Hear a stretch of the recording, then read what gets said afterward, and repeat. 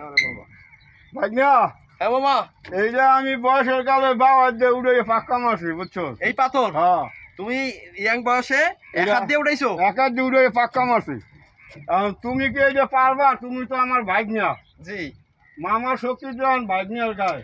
এখন সেটা ভাবতেছি, তুমি দেখি যদি- একবার ট্রাই করে। তুমি যদি পারো তোমার হোটেলে আমি প্যাটটি যা মন চাই তাহলে তো মিস করা যায় না মামা, চেষ্টা যাও, করাই লাগে। চেষ্টা করো। চেষ্টা করতেই হবে আজকে, চেষ্টা করে এটা যাও। উঠাইতেই হবে আজকে। মামা যাও। আজকে পকেট পুরো খালি করে দিব আজকে। আচ্ছা দেখি যাও। হয় কিনা। আমি বেটা না, যদি না পারি এটা কেউ পারবে না বেটা। তুমি আচ্ছা। এক হাত দিয়ে ভাসাইছো, আমি এক লোক দিয়ে ভাসাবো বেটা। আচ্ছা এটা যাও চেষ্টা করে। বাগিনা বাগিনা বাগিনা বাগিনা বাগিনা বাগিনা বাগিনা বাগিনা বাগিনা।